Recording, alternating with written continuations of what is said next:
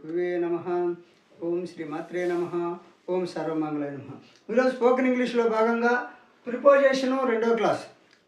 Prepositions ఇవి చాలా important అండి. ఆంగ్ల భాషకే ప్రిపోజిషన్స్ మీకు అర్థం కాదు, కన్ఫ్యూజ్ అయ్యేదాడే, మార్కులు పోగొట్టుకునేదాడే. కాబట్టి ఐసెట్కి వస్తున్నాయి.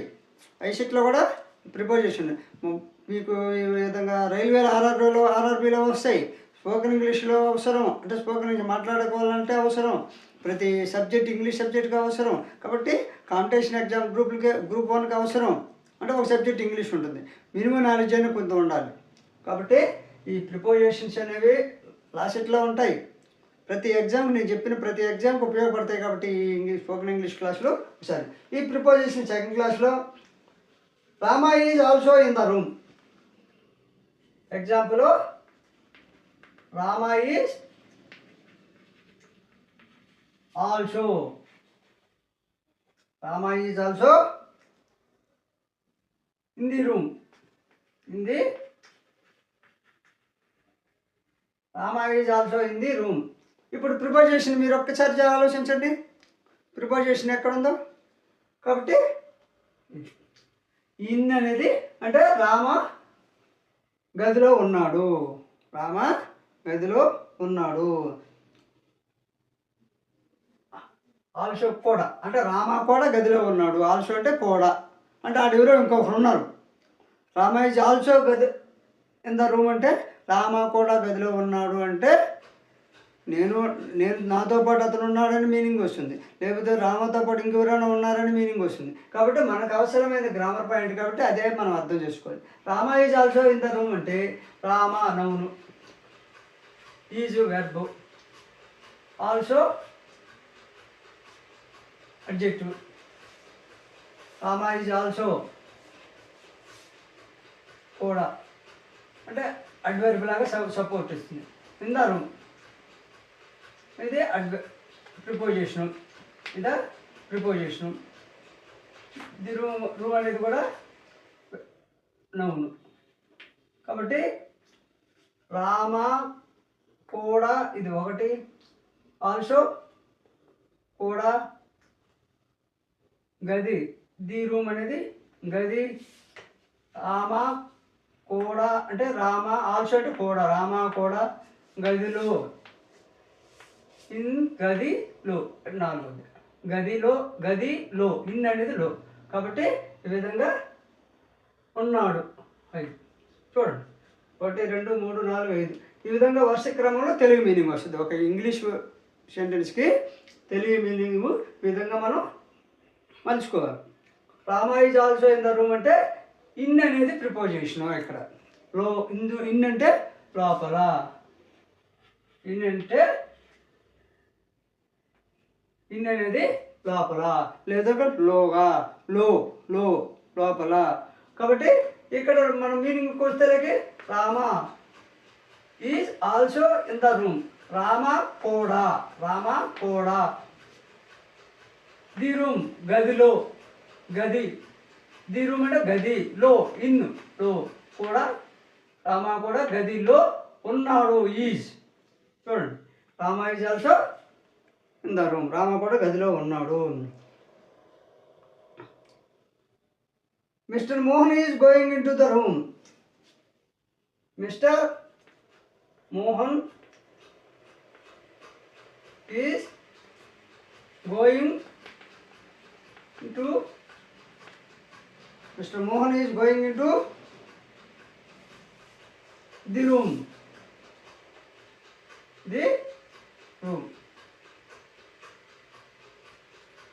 Mohan is going into the room అంటే అర్థమైంది.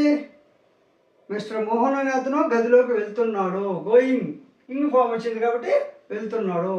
మోహను గదిలోకి, మిస్టర్ మోహన్ గదిలోకి వెళ్తున్నాడు.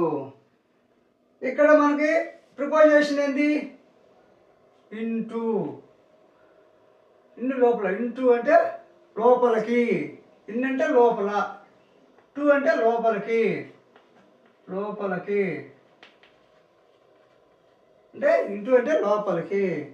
మిస్టర్ మోహను లోపలికి వెళ్తున్నాడు. మిస్టర్ మోహను గది అంటే గది లోపలికి, గదిలోకి, లోపలికి కదా లోకి అంటే లో అంటే ఇన్ అని, కీ అంటే టూ అని, లోకి ఇట్లా షార్ట్కట్లో లోకి ఆర్ లోపలికి ఈ విధంగా మీనింగ్ని అర్థం చేసుకోవాలి. ఇక్కడ వచ్చేసి మోహను ఒకటి,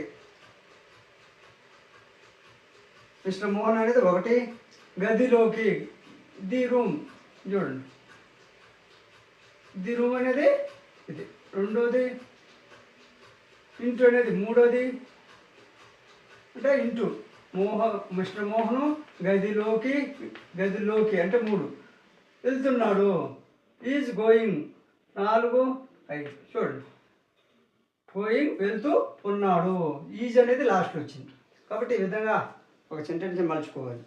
అదేవిధంగా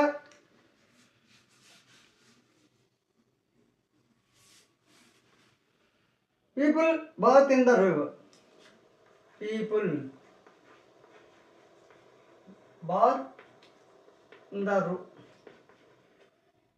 people bath in the river. People bath in the river అంటే ఇక్కడ మనం ప్రిపోజిషన్ గుర్తుపట్టాల్సింది ఇన్ను లో, మీనింగ్ని రివర్లో లో కాబట్టి రివర్లో మునుగుతున్నాడు కాబట్టి ఇన్ ద రివర్. ఇక్కడ ఆనండి పై రివర్ పైన మునగడు కదా, రివర్ లోపలే కాబట్టి రివర్ వద్దనే మన నీళ్ళు పడవు కాబట్టి ఇక్కడ రివర్లో మునుగుతున్నాడు అనే పదప్పుడు ఇన్ను లో లో. ఇప్పుడు దీని ఏంది పీపుల్ అంటే జనము, పీపుల్ అనేది జనము, గదిలో స్నానం చేస్తారు, బాత్ ఇన్ ద రివర్ స్నానం చేస్తారు, సింపుల్ కాబట్టి సింపుల్ టెన్స్లో ఉంది కాబట్టి people bath in the river. In అనేది ప్రిపోజిషన్, జనము ఒకటి, నౌన్ ఇది నౌను, ఇది preposition, in the river 2, river అనేది కూడా నౌను, రివర్ అనేది కూడా నౌను కాబట్టి నదిలో లో ఇన్ అనేది ఇది 3 కాలం వస్తుంది, 1 2 3 బాత్ ఇన్ ద బాత్ స్నానం చేస్తారు, people bath in the river అంటే గదిలో స్నానం చేస్తారు.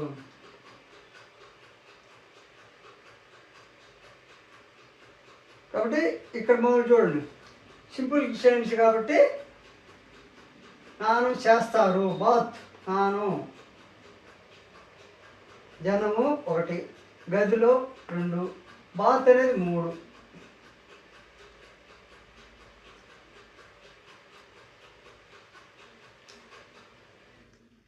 ఇదే నదిలో,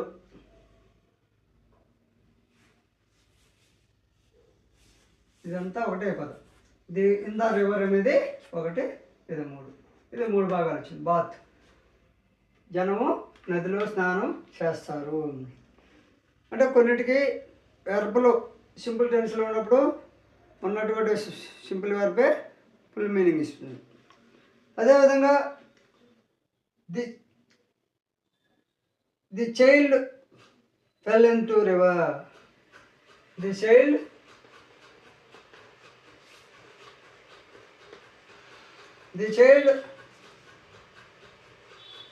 fell into river.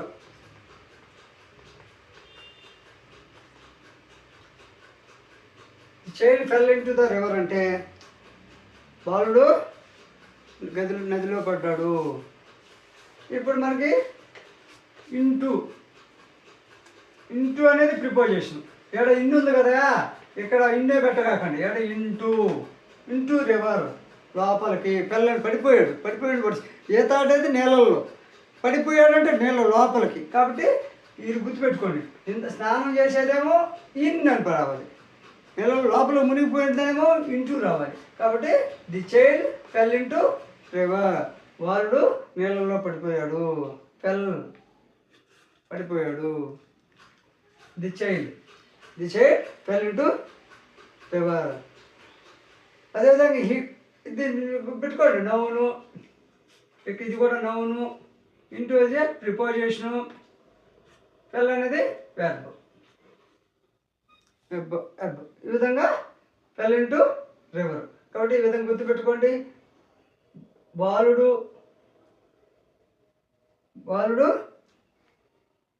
నదిలో ఇంటూ రివర్ అనేది ఒకే పదం. 2 ఫెల్ అనేది 3 అంటే 3 భాగాలు వస్తుంది అంతే. బాలుడు అబాలుడు నదిలో పడిపోయాడు. ఈ విధంగా సెంటెన్స్ని డివైడ్ చేసుకోవాలి. నౌను ప్రొనౌన్ గుర్తుపెట్టుకోవాలి. అడ్జెక్టివ్ అడ్వర్బ్ అనేది మీకు మామూలుగా చెప్తాను, అంటే క్రియని విశేషంగా చెప్పేది. హాట్ అనేది వెర్బ్, వెరీ హాట్ అనేది అడ్వర్బ్, అంటే దాన్ని ఎక్కువ చేసేది. క్రియ అనేది విశేషణము. క్రియా విశేషణం అనేది ఏ విధంగా వస్తుందో మీకు ప్రాక్టికల్గా చూపిస్తాను. అదేవిధంగా she went in to the room.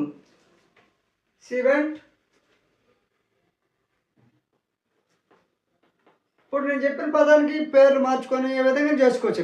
Grammar English పదాలన్నీ ఒకటే, ఏ బుక్లో అయినా ఒకటే, కానీ ఒక పదాన్ని ఒక సెంటెన్స్ని మీరు తీసుకున్న తర్వాత దాని ప్రకారం అనేక తయారు చేసుకోవాలి. She went in the room. She went in the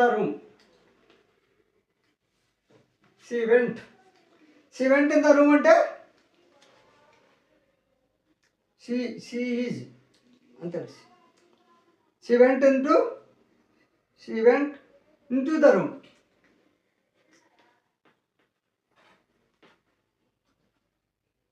she went into the room. ఆమె గదిలోకి వెళ్ళింది. అంటే షీ అనేది ఇక్కడ ప్రొనౌన్, వెంట అనేది వెళ్ళింది వెర్బ్, ఇంటూ అనేది ప్రిపోజిషన్. చూడండి, ప్రియారి అంటే ప్రిపోజిషన్, ఇక్కడ పి అంటే ప్రొనౌన్, పిఎన్ ప్రొనౌన్ గుర్తుపెట్టుకోండి. ఇది వచ్చేసి నౌన్. కాబట్టి ఆమె గదిలోకి అని వచ్చింది కాబట్టి ఇంటూ పెట్టాం, గదిలోకి వెళ్ళింది. కాబట్టి ఈ విధంగా మీకు ఈ యొక్క వీడియో నచ్చితే లైక్ చేయండి, షేర్ చేయండి, సబ్స్క్రైబ్ చేయండి.